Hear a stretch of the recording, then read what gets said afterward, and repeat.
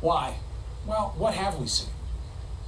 George Floyd pinned on the ground with an officer's knee on his neck for a long time, leading to his death.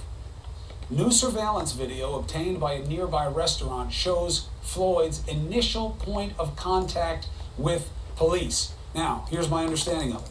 An officer escorts him out of an SUV, responding, according to police, to a supposed forgery in progress. That's what this was. This is what this started as. It wasn't a shootout. It wasn't a drug deal gone bad. It was a bad check. Once handcuffed, Floyd sits on the sidewalk. Moments later, he's escorted away, hands behind his back. The end of the video, it's unclear what happens. Maybe you tell better than I.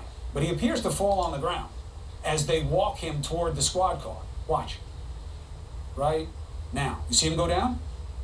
Now, I don't know if he hit his head or whatever there on the side of the vehicle. I don't know if he fell or he was pushed to the ground.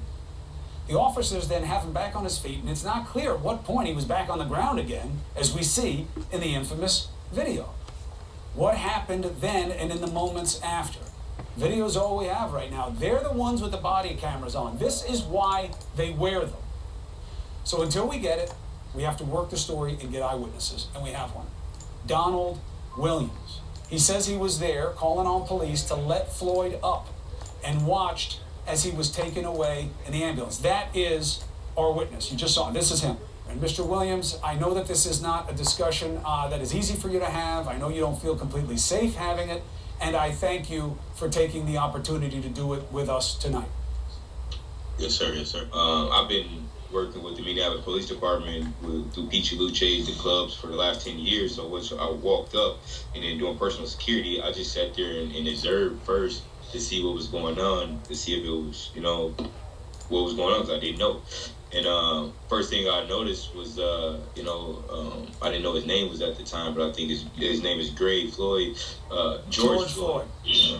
George Floyd, and he was actually, panting for his life, begging for, his forgiveness. Like, I'm pretty much saying he's sorry, he's gonna do the right things. He want to get up.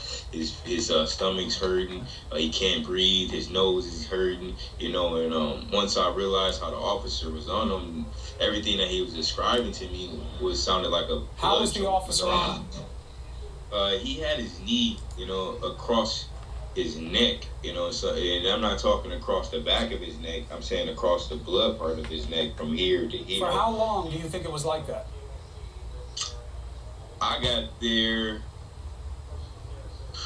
at least 8 to 10 minutes because another witness walked up a little bit after me, and at this time you can hear my voice in the video explaining to this officer what he's doing, what he's capable of, and what they could not be doing at the moment. Did anybody explain to you, or did anything make sense to you about why were they just sitting there with this guy with his knee on his neck and the officers around? Like, why did it take so long? Like I said, I didn't know what was actually going on. So if you hear in the video, I actually asked him, I said, what's going on, officer? This is when I finally approached, because the people said his blood coming out of his nose, and I'm noticing it now. At the point, his eyes just turned a different color, and he's talking about his belly hurts, which is pretty much your last bowel movement in your life. And so that's when I started, pleading with the officers, and nobody else really. There's only 2 or 3 other people that really spoke up, about it. Me, another guy, and a lady off-duty fire department. Did they give you any explanation as to why they were keeping him there and why it was taking so long? He said he was resisting arrest. And when he told me he was resisting arrest, I said, officer, he's not resisting arrest. You have your knee in him and you have handcuffs on him. He is detained at this moment. Officer Todd proceeds to say, well, this is what drugs do to you. And, that's not what drugs do to you. Drugs don't get you killed. By cops. Either way, they seem to have him well in control. And did you make any sense of why they didn't just pick him up and put him in the car and arrest him, which is what the job was? Right. I didn't make no sense of it. Like I said, I work with a lot of cops in Minneapolis. A lot of them could tell you I've trained Mr. Martial Arts for the last 10 years under Greg Nelson. Like, me as a little guy, like I was renting a door at Peachy Luce's. I'm able to secure and control someone, at 5'6", that's 6'10", 6'20", if you're using the right technique. And they technically was not using professional technique. They No, were using a nobody dip is hand. trained Dip to hand. put their knee on somebody's throat as a suppression technique. It's not part of a martial arts. It's not even allowed. Forget about fair fighting, but this is not what cops are supposed to do, and obviously we know that too well now. But the part that makes the least sense, did any of the cops, did you hear them talking to each other about why they couldn't just move him and get him out of the situation? Bro, they wanted to kill that man, bro. Like, I'm being 100, bro. They didn't speak. They didn't say nothing. The views in his eyes, bro. The man that had his knee on his chest, bro. He knew what he was doing. His shimmies in my man's neck, bro. He knew what he was doing. It's just like having a jiu-jitsu choke. If I'm here, I'm shimmying,